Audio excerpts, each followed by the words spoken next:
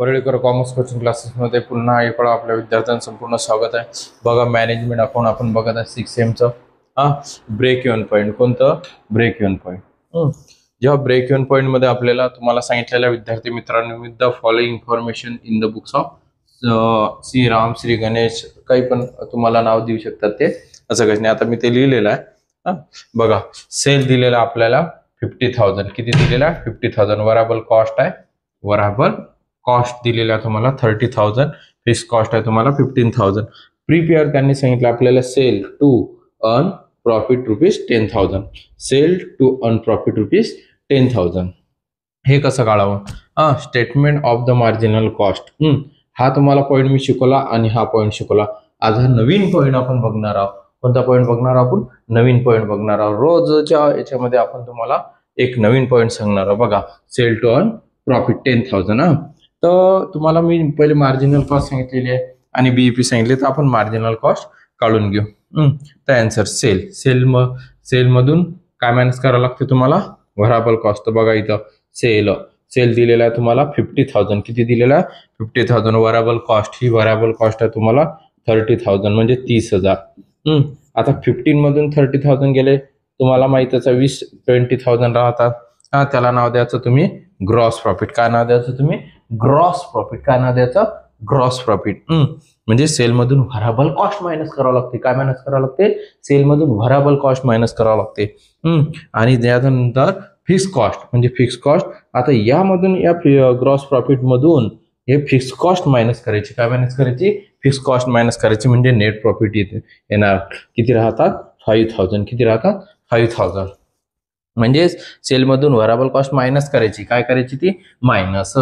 त्या gross profit मिळेल किंवा ग्रॉस प्रोडक्शन सुद्धा म्हणतात त्याला. त्यानंतर तुम्हाला ग्रॉस प्रॉफिट मधून फिक्स कॉस्ट मायनस करायची 15,000. त्यानंतर तुम्हाला नेट प्रॉफिट मिळेल. काय मिळेल? Net profit. आता बघा तुम्हाला इथं सेल टू अर्न प्रॉफिट आपण काढणार आहोत. काय काढणार आहोत? Sale to earn profit. आपण पहिले स्टेटमेंट ऑफ मार्जिनल कॉस्ट काढून घेतली. काय काढले आपण? स्टेटमेंट ऑफ मार्जिनल कॉस्ट आहे की नाही? तर बसून जाणार. बघा आता इथं आपण लिहिणार आहोत कॅल्क्युलेशन्स ऑफ.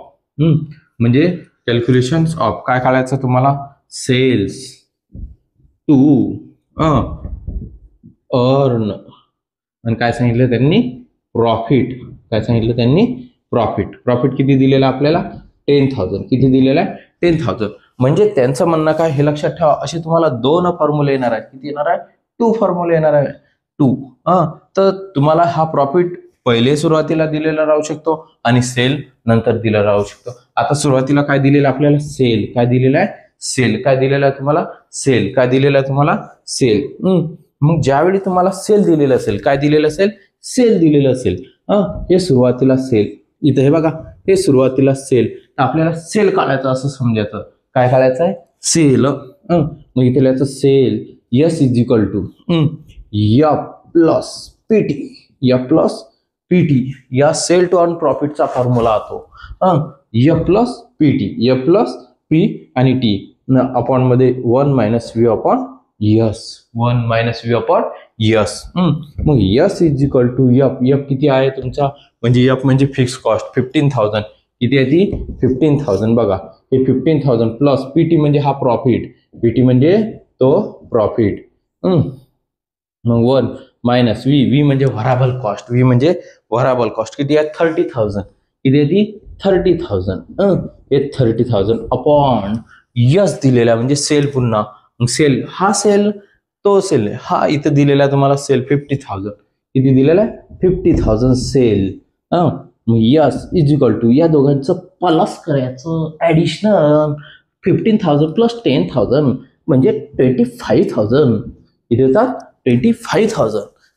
मग करायचे तुम्हाला 1 मायनस हे 30,000 जसेचे तसे आणि त्यानंतर 50,000. किती येतात? 50,000. आता याचं मल्टिप्लिकेशन करायचं म्हणजे S is equal to 25,000 upon यांचं मल्टिप्लिकेशन 1 ने केल्यानंतर तीच संख्या येणार. हे तर तुम्हाला माहितच आहे. 30,000 अपॉन किती राहतात? 50,000. मग त्यानंतर यस इज इक्वल टू पुन्हा 25,000 अपॉन या दोघाला मायनस काय करायचं, त्या दोघाला मायनस. मग हे 50,000 मधून 30,000 गेले 20,000, किती राहतात 20,000, हे किती येतील 50,000. बघा मग आता यस इज इक्वल टू हे दोन डिवायडेशन आले. आता किती डिवायडेशन, दोन डिवायडेशन आले. हे संख्या वरती न्यायची, कुठे न्यायची ती वरते. मग आता ही वरती नेताना 25,000 इंटू काय करायचं, इंटू 50,000 अपॉन 20,000. आता बघा तुम्हाला सोपी पद्धत, तुम्हाला वाटत असेल तर या दोघांचं मल्टिप्लिकेशन करा आणि ती संख्येला त्याला डिवायडेशन 20,000 करा. कॅल्सी अलाव आहे तुम्हाला.